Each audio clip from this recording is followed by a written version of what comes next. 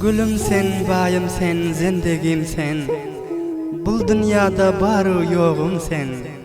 Allah candan dilep yürün yarım sen. Dünya maldan aziz söyünüm sen. Ömürlük men sen diyip yürüyin. İstesen şirin canım bereyin.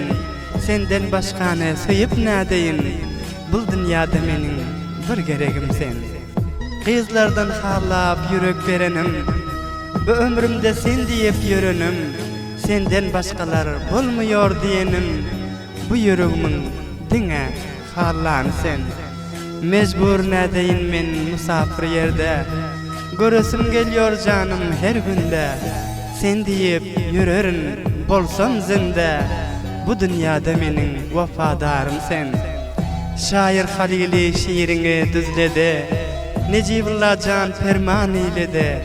Kızlardan halla bir seni belledi. Canı dilden sevip hallanım sen. Bul aşkı aydım hem vilayet okunduz Mustafalı'yı Kalayzal. Aktepe'nin çatrak kışlağından Bilen Türkiye şehrinde yaşayan dostumuz Necibullah Can Resuli'nin faişlerine vaka yazılan şiir şahsen Necibullah Can Resuli'nin öz fermaşına takdim oluyor. Aman sahip Nağma Bazar'dan meşhur civan şairimiz Abdullah Can Halili'nin yazan şiire işte lezzet.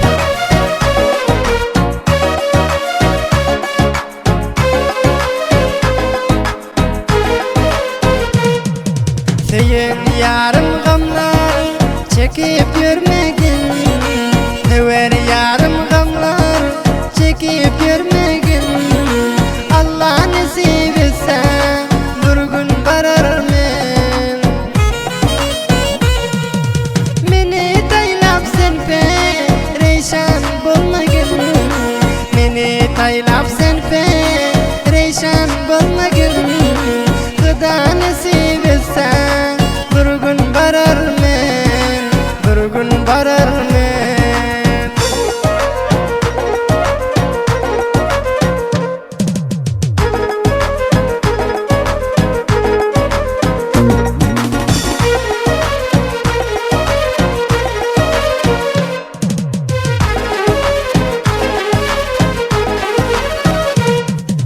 Senden başka canım yürek verim yok.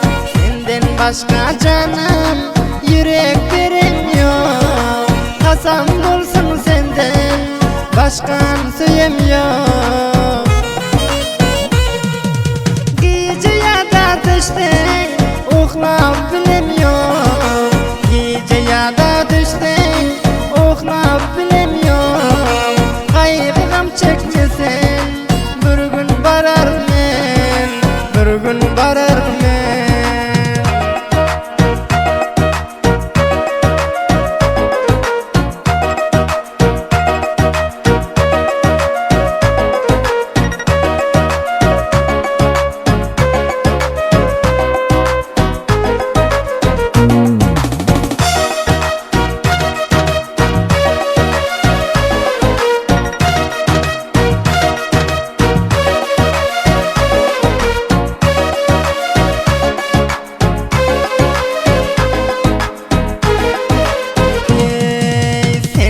Bilen sürsem yar can devranım.